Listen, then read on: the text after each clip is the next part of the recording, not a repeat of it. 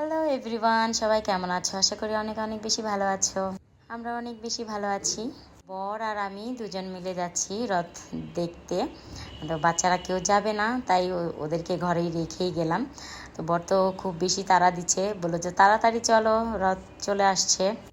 Ready সেডি হয়ে একদম বেরিয়ে গেছি। তো যে দেখি মন্দিরে ঠাকুরই বের করেনি, তখন দাঁড়িয়েছিলাম অনেকক্ষণ, দাঁড়ানোর পরে তারপর দেখলাম যে ঠাকুর বের করে নিয়ে আসছে। এই মানুষ দেখো, মানুষের জন্য একদম ভিড়ে আমি মন্দিরের ভিতরে ঢুকতেই পারিনি। আর আমাদের যেহেতু অসহ্য চলতেছিল, এই জন্য ভাবলাম যে দূরে দূরেই থাকি, ঠাকুরের সাথে হয়তো ছোঁয়া লেগে যাবে, এর জন্য দূরেই ছিলাম। আর এত মানুষ হয়েছিল। তো এই আমাদের এই গোপালাঘাট যে রথটানটা হবে আজকে, তো এটা এবার নিয়ে 3 বছর হবে আর কি শুরু হয়েছে, এইবার নিয়ে 3বার। তো এত মানুষ হয়েছে এবার বলার বাহিরে। মানুষ বেশি হলে মজা হয় বেশি, আনন্দ হয় বেশি। তো খুব ভালো লাগছে। তো এই তো এখানে দাঁড়িয়ে আছি আমি।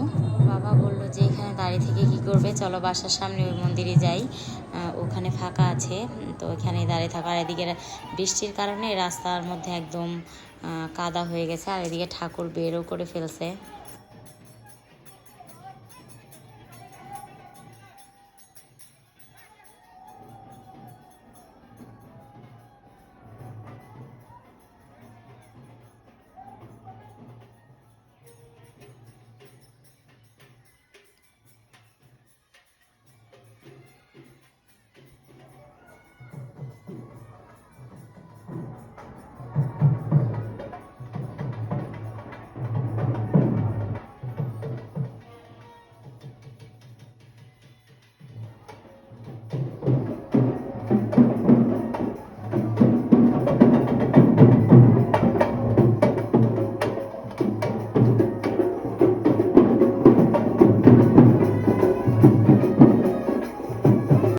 আমার বাসার নিচে যে মন্দিরটা আছে ওই মন্দিরের সামনেই চলে আসছে। ওর বাবা বলে এখানে থাকতে, তো সে পিছনে গেছে রথের ওদিকে যাইতে, ওদিকে ভিড় বেশি, এর জন্য গেলাম না।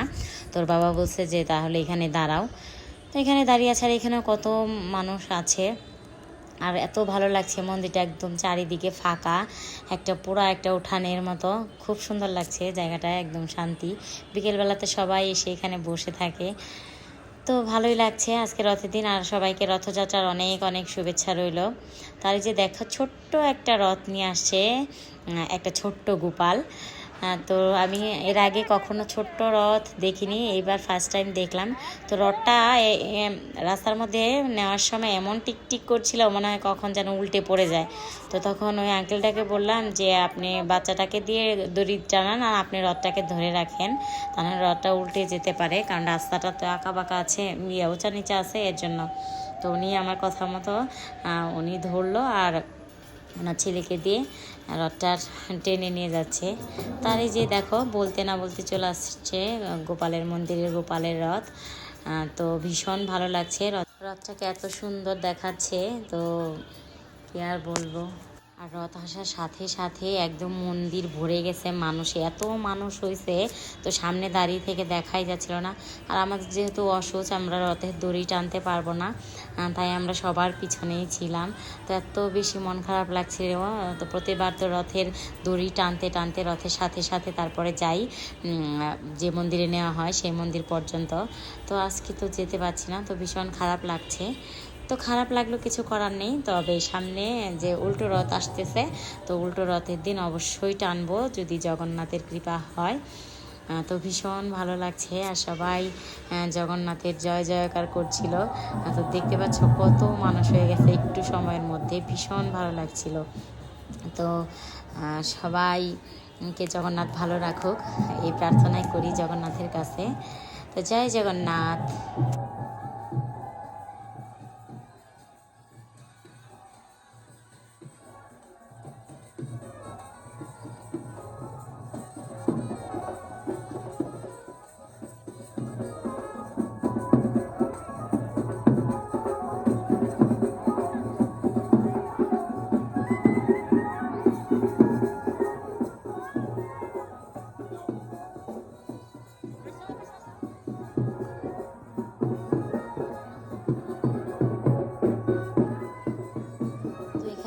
সবার পিছন থেকে দাঁড়িয়ে দাঁড়িয়ে দেখছিলাম রথের সব কিছু, আর সবাইকে প্রসাদ দিচ্ছিল। আমি ভয়ে প্রসাদও ধরিনি, যে অসুস্থ এর জন্য।